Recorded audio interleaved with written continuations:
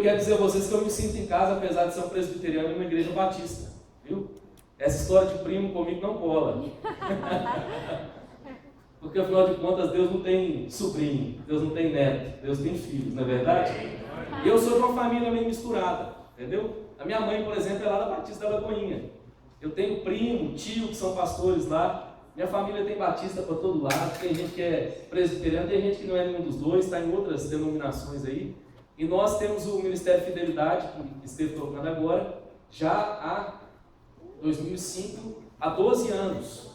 E nesses 12 anos, Deus já nos deu o privilégio de visitar muitas denominações. De repente, Deus me deu uma oportunidade em tantos lugares, denominações das mais diversas, denominações que eu nem conhecia, e descobri que tem tanta gente boa, servindo a Jesus, com alegria, com um coração íntegro, e eu fico muito feliz, porque a gente é um pouco diferente, uns gostam um pouco mais de água, outros gostam um pouco menos, mas não é por causa disso que nós vamos nos separar, nós vamos caminhar junto para a glória em nome de Jesus, amém?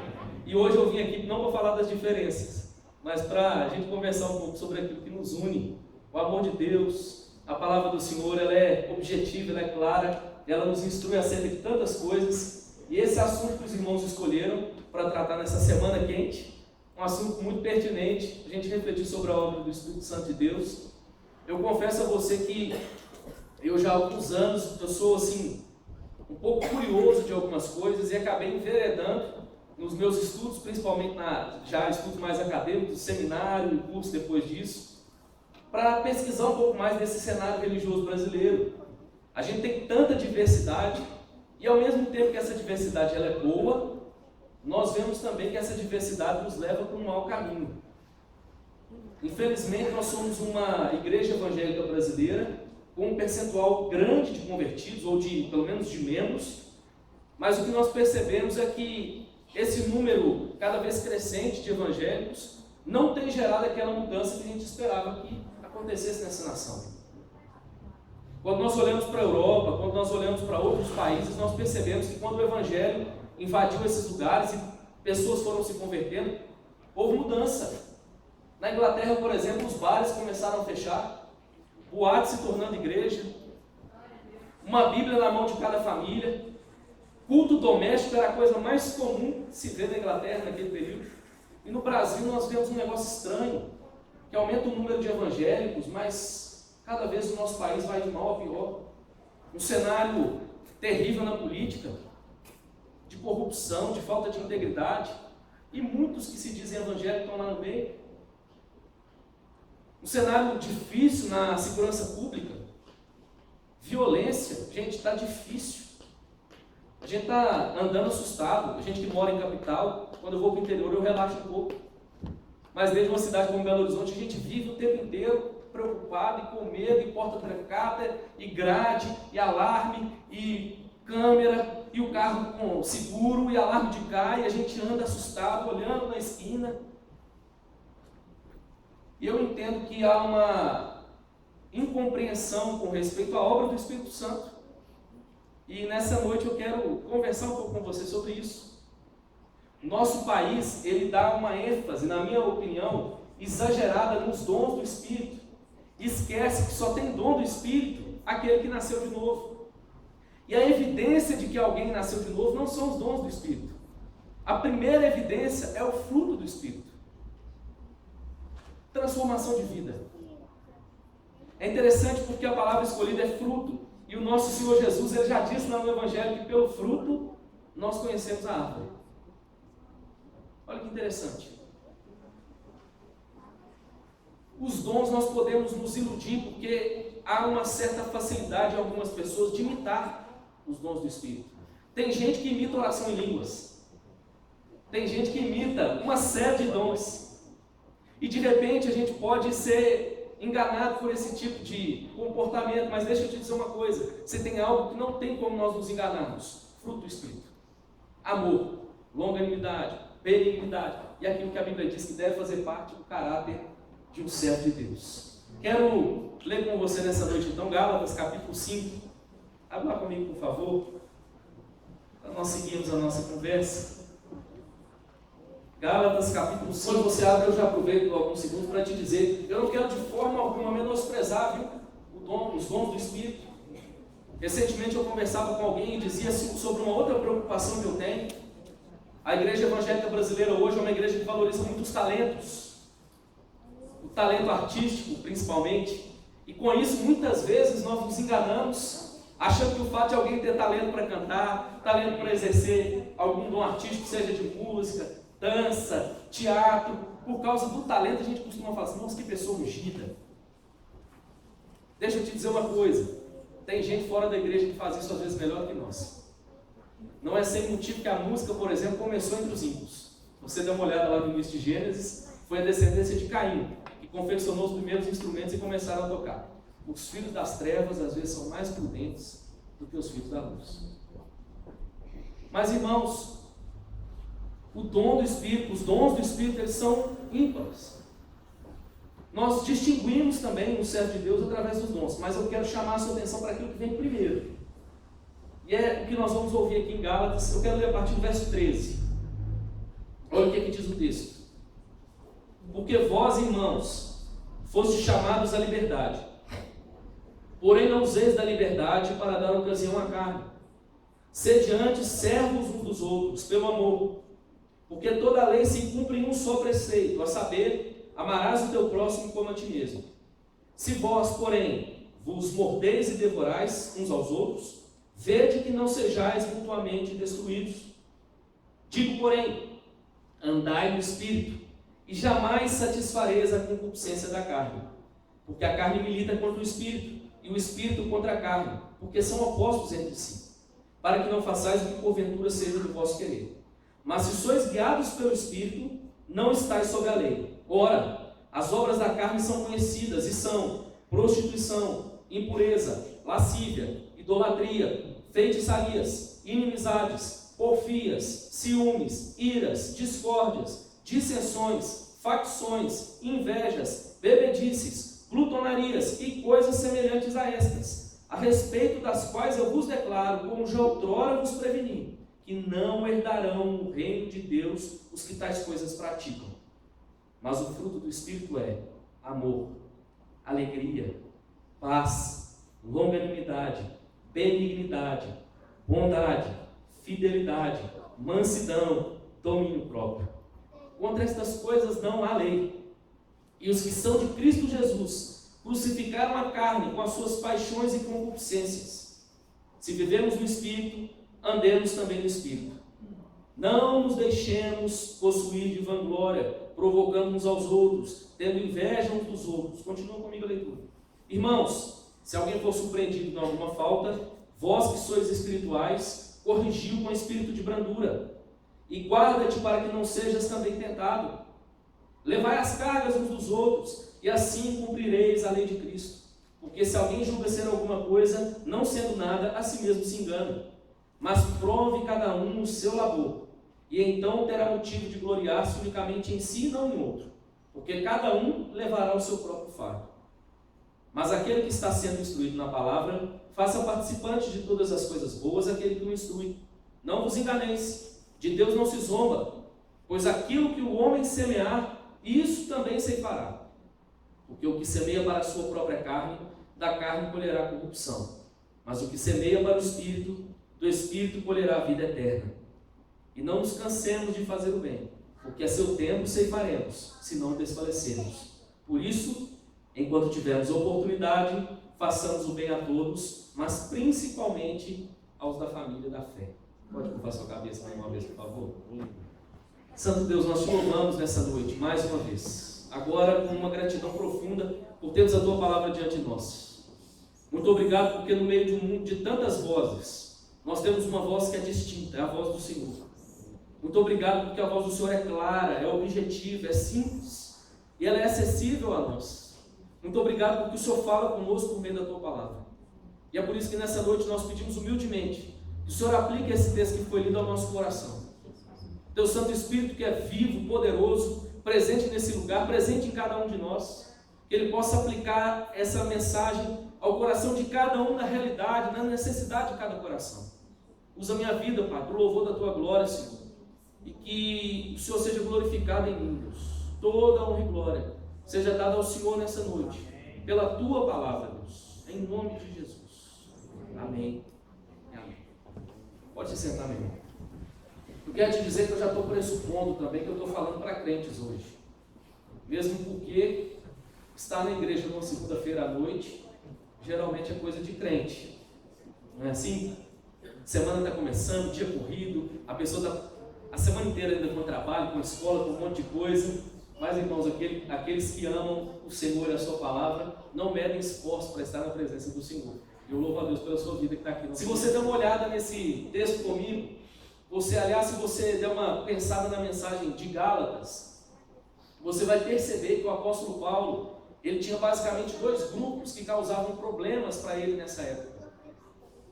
Paulo, ele escreve essa epístola lidando com duas frentes, vamos dizer assim, distintas. Paulo tinha problema com aqueles que queriam trazer o povo, os cristãos, de volta aos rudimentos da lei, para que eles vivessem exatamente como era subentendido no passado. E Paulo, nessa epístola, ele traz um tratado muito claro, muito objetivo. E basicamente, Paulo ele não está anulando a lei, desprezando a lei, mas ele está mostrando que o óculos correto, a ótica correta para se entender a lei é o Evangelho de Jesus Cristo. Inclusive porque o Evangelho é anterior à lei. A lei foi dada a Moisés, ou ao povo, através de Moisés, mas o Evangelho, vamos dizer assim, o proto-Evangelho, já foi anunciado lá no Éden, quando o homem caiu. Interessante que eu disse ontem lá na igreja, como que a palavra do Evangelho transforma o coração do marido, transforma o coração de uma família, transforma uma vida. Adão, a primeira reação dele quando o Senhor aparece para cobrar dele o seu pecado é apontar para a mulher e falar: a culpada é ela. É assim, né, irmãos? O homem sem Deus, ele quer transferir o fato para os outros. Mas ele ouve então a palavra de salvação. Olha, essa mulher vai gerar um filho. O filho dessa mulher vai ter o calcanhar ferido pela serpente, mas ele vai pisar na cabeça da serpente. Na mesma hora, sabe o que Adão faz? Adão fica feliz demais, aí é que ele vai dar um nome para Eva. Até então ele só chamava de varoa. E ali então ele escolhe o nome Eva, que significa vida. No primeiro momento Adão está colocando a culpa em Eva. Agora ele está dizendo: o mérito é seu. É através de você que o Senhor vai enviar o Redentor. Olha que bonito, irmãos. Como o Evangelho transforma. E nós percebemos então que o Evangelho é anterior à lei. Outro problema que o apóstolo Paulo lidava era o oposto. Aqueles que diziam o seguinte: olha, por causa da graça, nós vivemos como sem lei. Nós vivemos como quem não deve obediência. Nós vivemos como quem já é salvo pela graça e nada mais importa.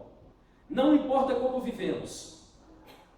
Entre esse grupo haviam aqueles que chegavam ao cúmulo de entender que quanto mais eles pecassem, mais a graça de Deus seria exaltada.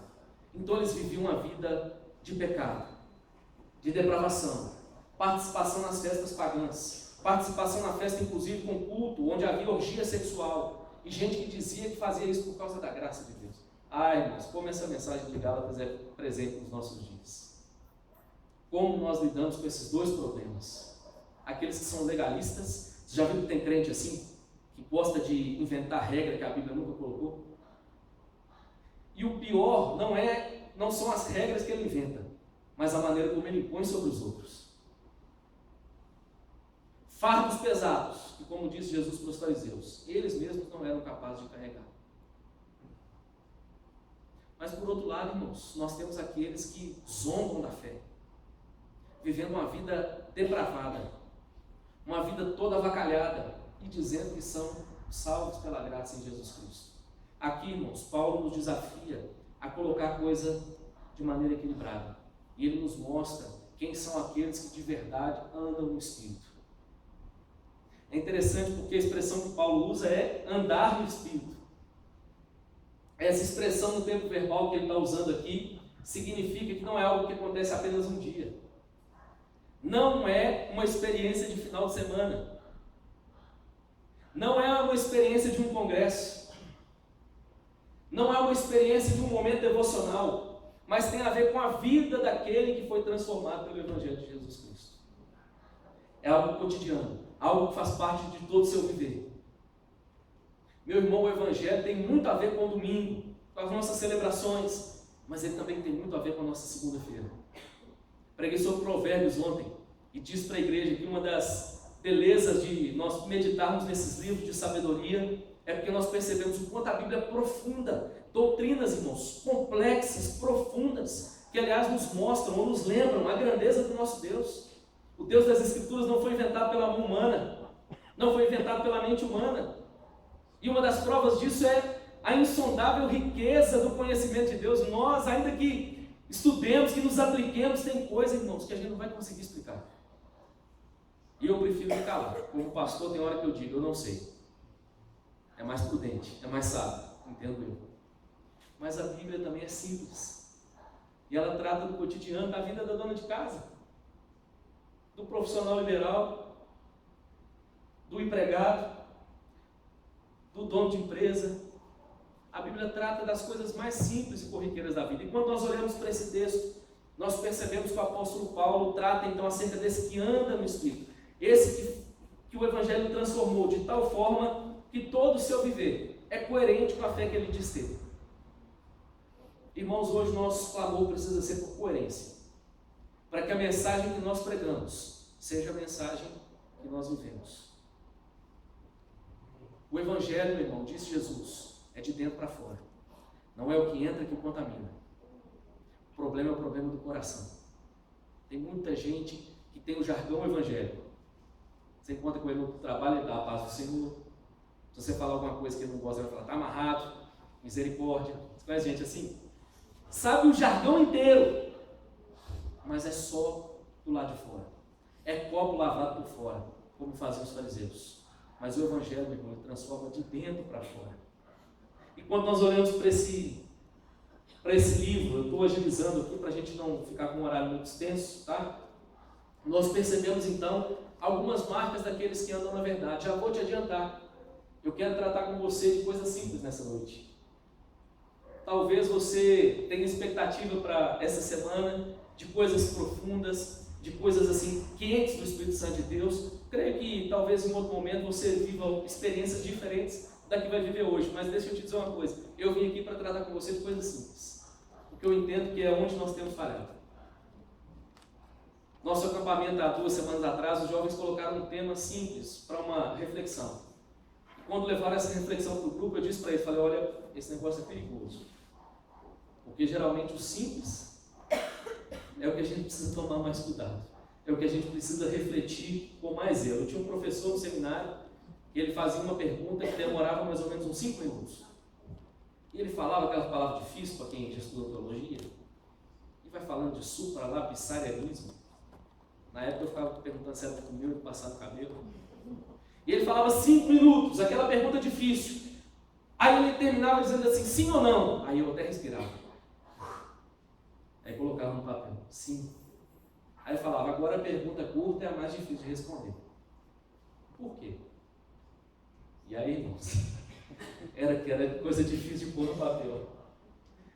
E às vezes, irmãos, a gente está falhando no simples. Quando eu olho para esse texto, eu vejo algumas marcas. Paulo está tratando de coisa do cotidiano, coisas simples, que distinguem aqueles que andam na verdade. Sabe qual é a primeira delas? Está aí no verso 17, do capítulo 5.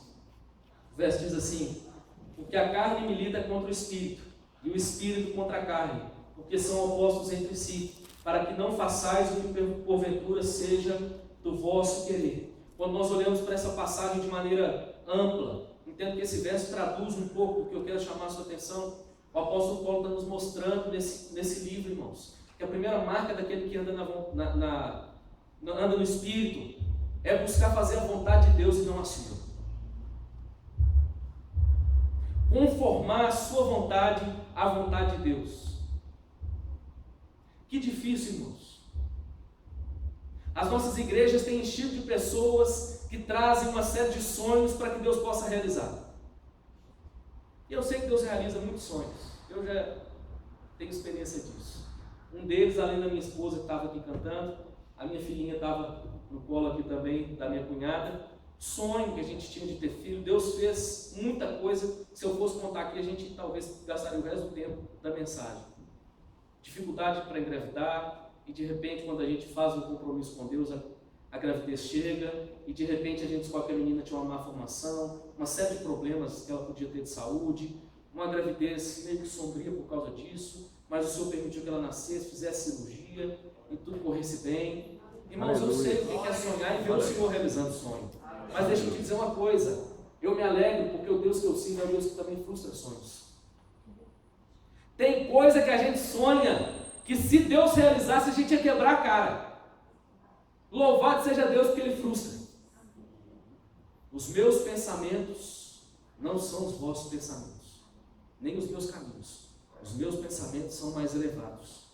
É o que diz o Senhor. Nós temos vontades, irmãos, que precisam ser frustradas. Hoje em dia nós vivemos uma geração do povo cheio de vontade. Crente cheio de vontade. Cheio de mimimi, por causa de um monte de vontade.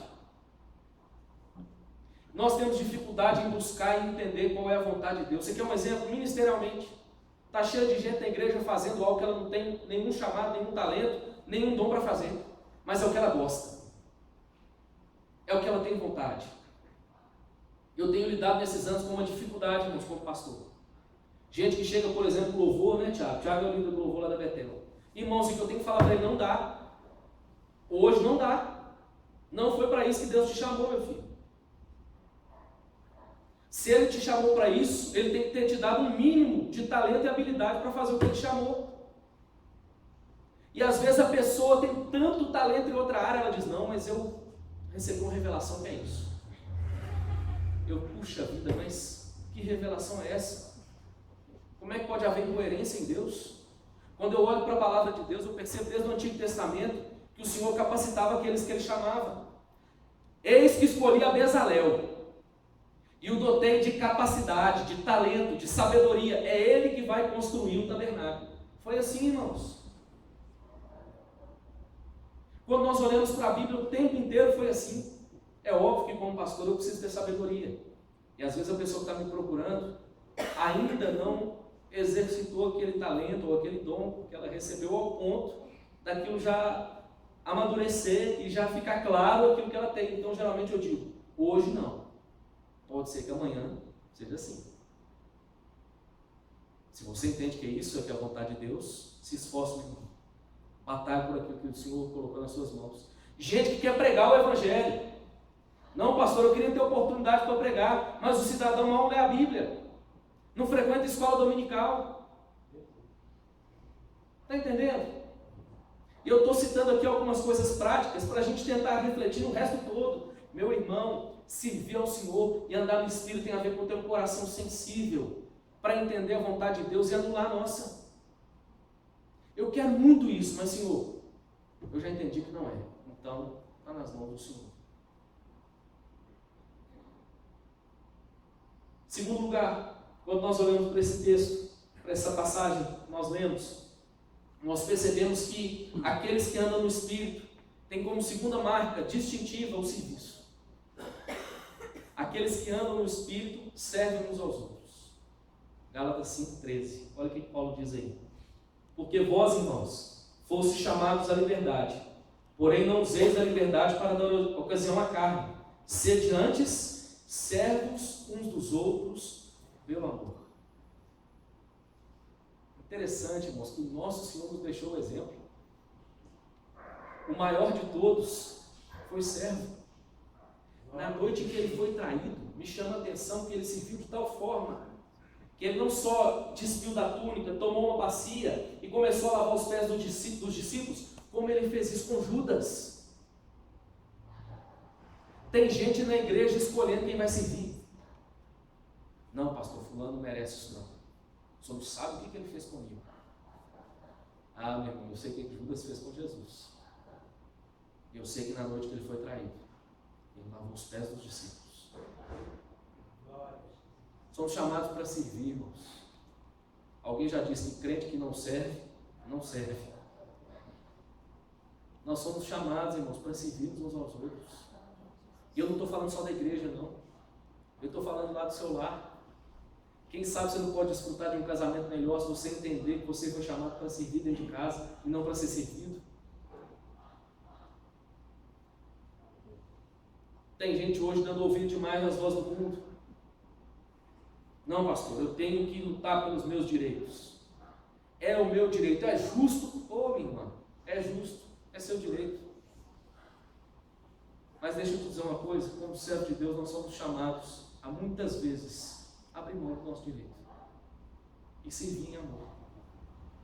Nós somos desafiados a servir. Aquele que anda no Espírito, nada disso é impossível. Me lembro do apóstolo Paulo, Atos capítulo 15, nós temos um momento em que Paulo volta à Assembleia, os apóstolos são reunidos em Jerusalém, porque ele estava preocupado com a questão de como os gentios deveriam viver, o que eles deveriam observar com respeito à lei. Depois da reunião, Paulo fica feliz, pega as cartas, e quando ele está voltando para as igrejas, Barnabé diz o seguinte: Paulo, vamos levar João Marcos também? E Paulo diz o seguinte: de jeito nenhum, ele nos abandonou no meio da viagem.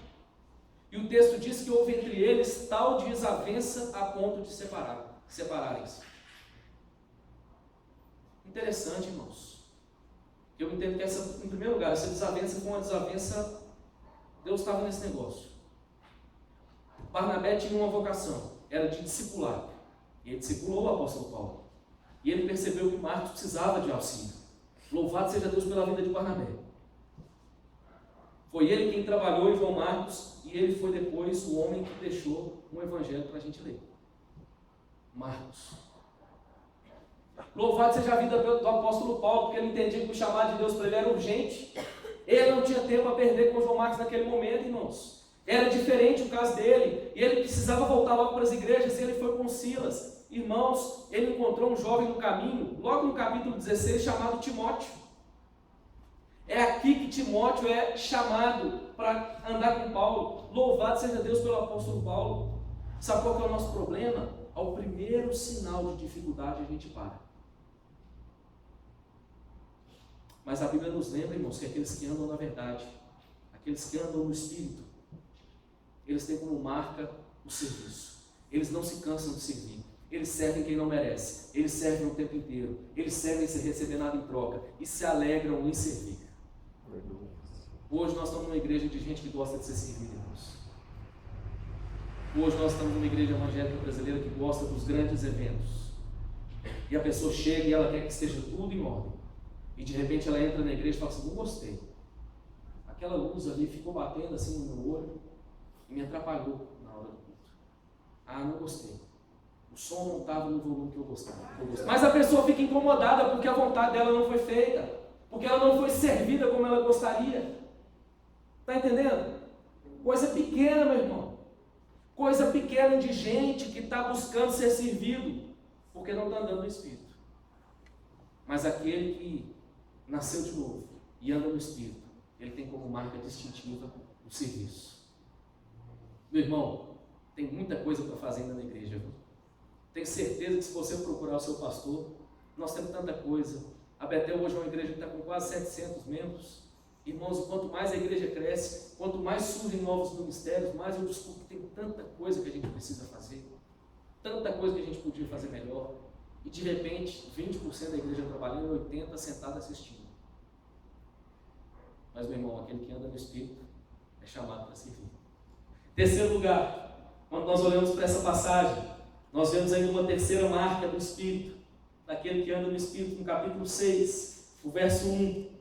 Ele diz assim: irmãos, se alguém for surpreendido em alguma falta, vós que sois espirituais, corrijam com espírito de brandura, e guarda-te para que não sejais também tentados. Terceira marca, irmãos, daquele que anda no Espírito, é corrigir os outros com espírito de brandura. Aqui nós temos de novo dois extremos. Os reformadores disseram que entre as marcas da verdadeira igreja, uma das marcas era a disciplina. Hoje nós estamos numa igreja frouxa. Hoje, irmãos, nós estamos vivendo, aqui eu estou generalizando, viu? Igreja evangélica brasileira. Eu não estou falando do salvo do Senhor Jesus. Nós estou falando desse grande emaranhado, essa grande multidão. Uma igreja frouxa, irmãos. Uma igreja que não confronta o pecado. Uma igreja que está mais parecida com a igreja de Corinto. O apóstolo Paulo chega a chamar a atenção daquela igreja, sabe por quê? Olha que absurdo. Tinha naquela igreja um caso terrível, um jovem que vinha mantendo relações sexuais com a mulher do pai. Não sei se o pai ficou viúvo, o que foi que aconteceu. Ele tinha uma outra mulher que não era mãe desse jovem, e o moço estava tendo relações sexuais com ela, e a igreja sabia e ninguém fazia nada. Hoje, irmãos, está difícil distinguir quem é que está desviado. Hoje em dia a coisa está tão diluída. É difícil saber, você não acho que ele está dizendo, não, está aqui. Não acho que agora, não desviou. Não sei. Porque está tudo tão misturado. Houve uma história assustadora essa semana, de uma moça mesmo de uma igreja. Não vou citar o nome aqui por uma questão ética, porque eu respeito ela nessa igreja. A moça tem um namorado, e o namorado consente que ela mantenha relações sexuais com outras mulheres. E está tudo muito bem. Frouxidão, irmãos. Uma igreja que não confronta o pecado. A nossa mensagem está doce demais. É aquela mensagem que o Senhor advertiu o povo lá no Antigo Testamento. Tem profeta falando e está gostoso de ouvir. Mas aqueles que eu chamei de verdade, eles vão falar coisas que vocês não vão gostar de ouvir. Mas sabe qual que é a beleza? Crente do Senhor Jesus, quando é advertido e exortado pela palavra de Deus, ele fica feliz. Tem dia que eu estou sentado, o pastor Luciano está pregando e eu apanho tanto, irmãos. Vai doendo. Sabe aquele negócio assim, parece que está tomando mesmo uma lambada e um sorriso no rosto. E eu te confesso que às vezes eu volto para casa mais feliz. Sabe por quê? Porque a Bíblia diz que o Senhor disciplina aqueles que Ele ama. Amém. E eu me lembro quanto meu pai me ama, com a sua disciplina. Mas sabe qual que é o problema, irmãos? Às vezes nós estamos vendo o contrário também. Gente impiedosa, gente implacável, gente sem amor, que quando percebe que alguém está em falta, quer destruir, quer matar, quer acabar com o cidadão. E a beleza, irmãos, é que há um equilíbrio naqueles que andam no Espírito. Sabe qual é o equilíbrio? Aqueles que andam no Espírito, eles corrigem, mas com espírito de brandura, com temor no coração, com o coração humilde, reconhecendo que são também tentados da mesma forma e são sujeitos às mesmas quedas, aos mesmos fracassos. Então, ainda que haja correção, irmãos, essa correção é em amor.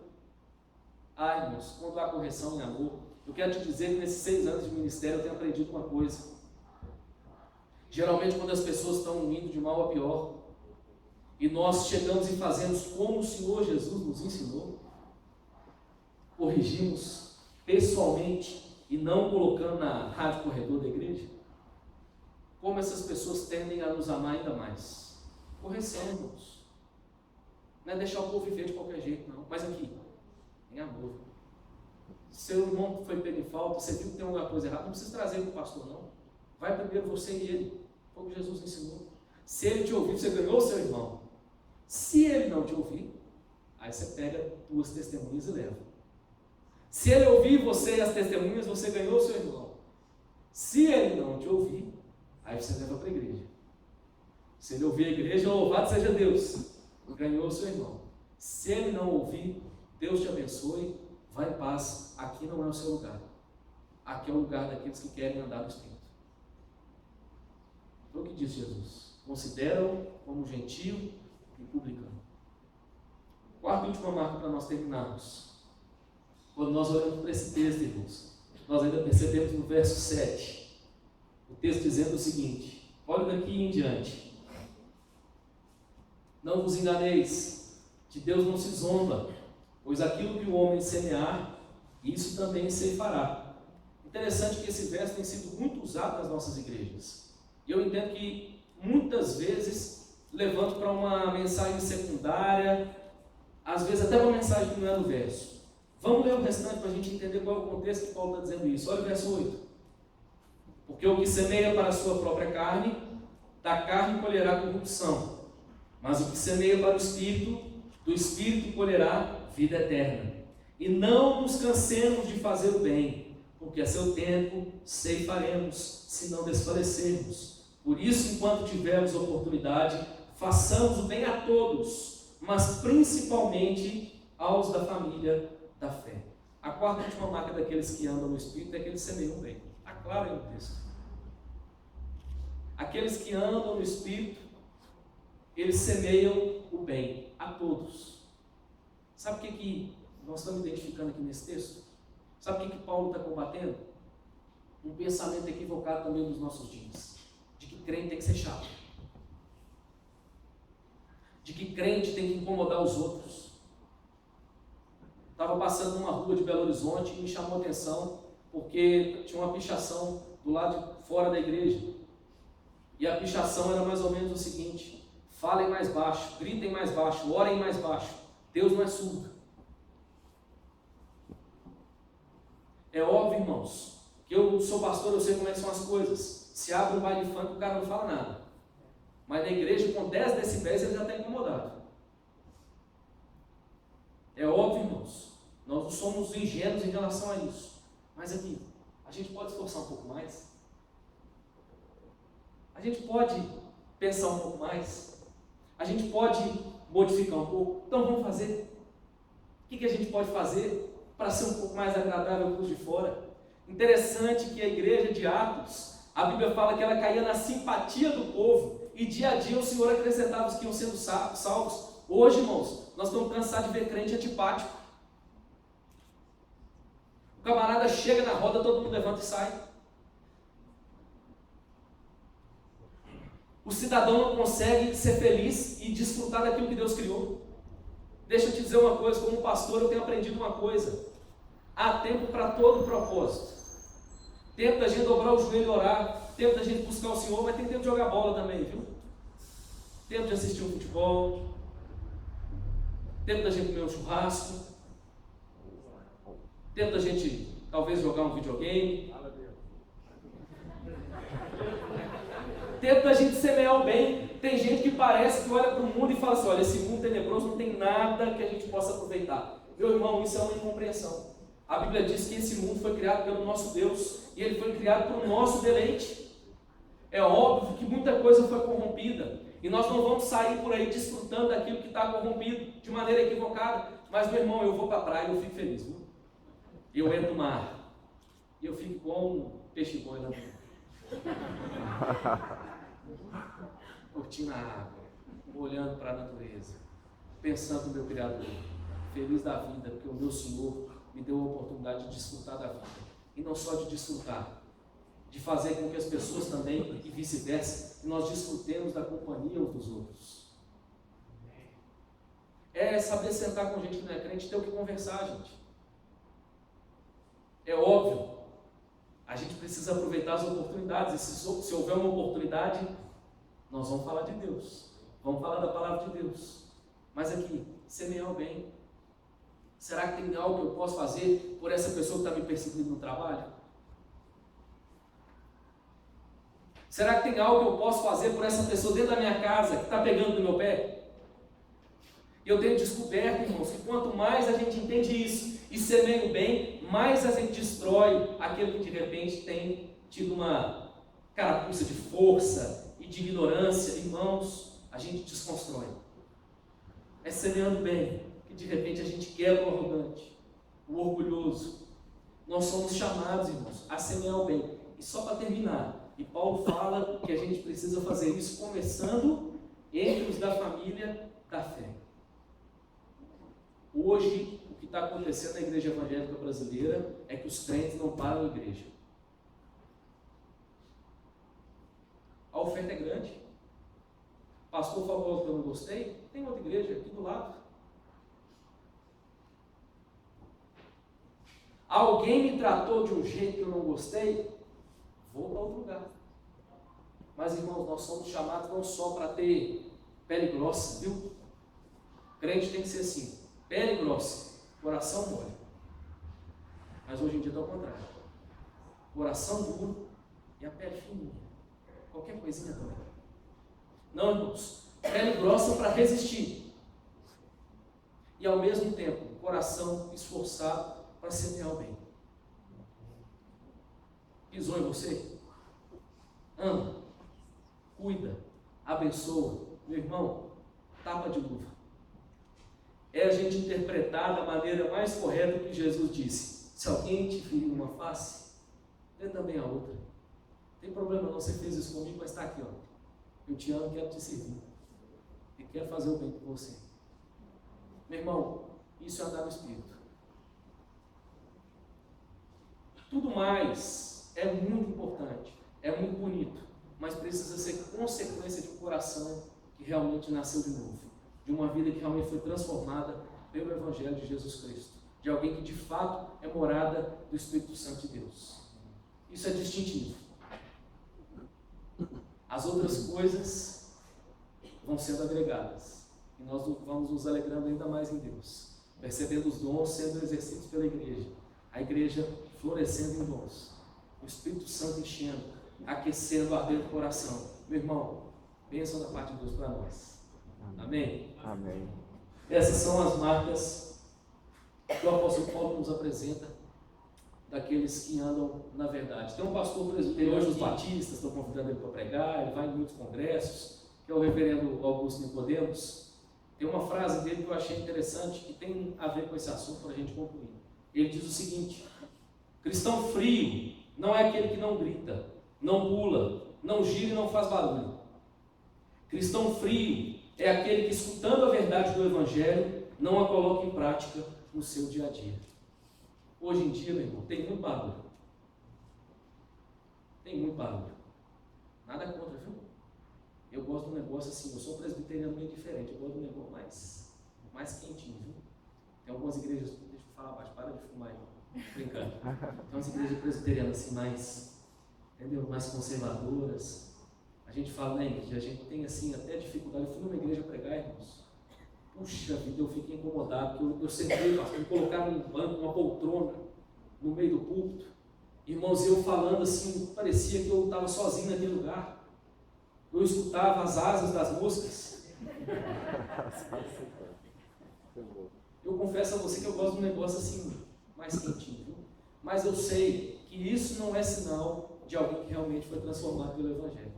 Nessa igreja, inclusive, quando eu terminei, e já terminei meio assim, vou embora rápido, porque eu acho que o negócio foi ruim. Quantas pessoas vieram depois, pastor, mensagem abençoada, muito edificado, o senhor falou isso, porque quando falar o que a gente falou, porque gravou, né?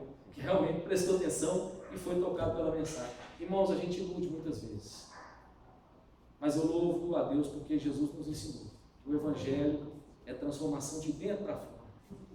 Coração que é submisso e rendido ao Espírito Santo de Deus. O Espírito Santo falou, coração obedece. Coração conforma a vontade dele. Amém? Amém. Deus nos abençoe. Nós possamos de fato andar no Espírito.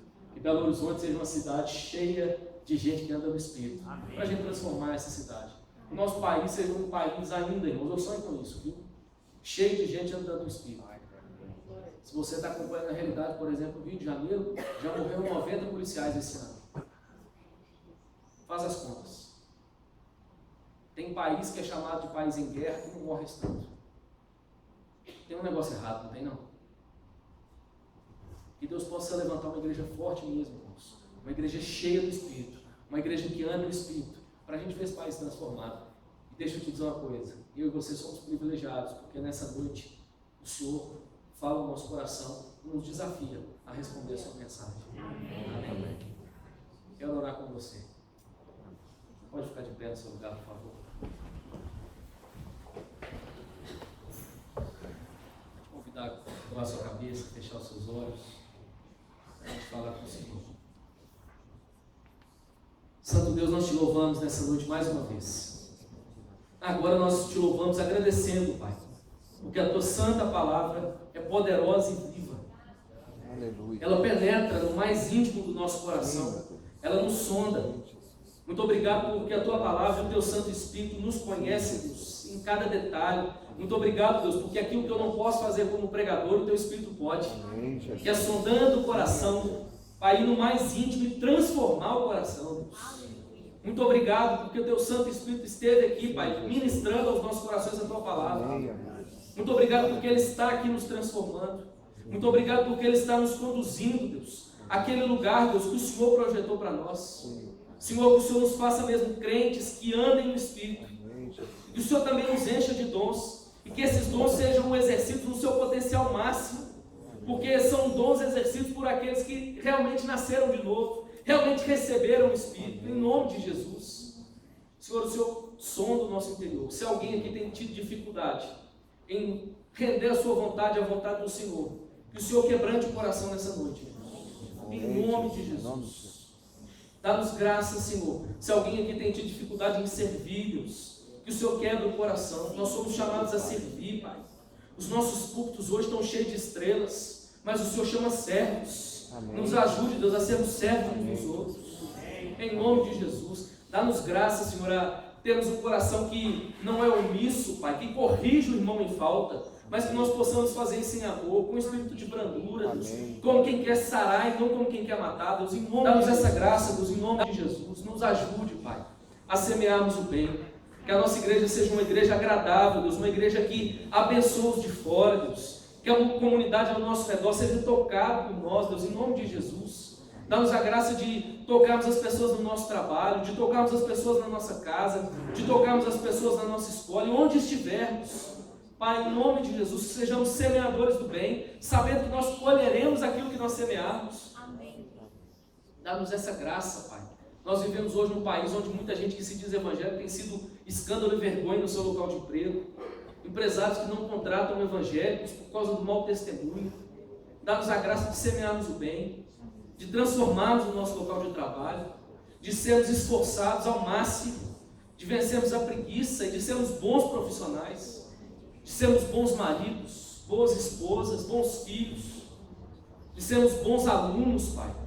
Quantos professores têm me falado do fracasso que tem sido aqueles na sua sala de aula que se dizem crentes, que às vezes são os piores alunos.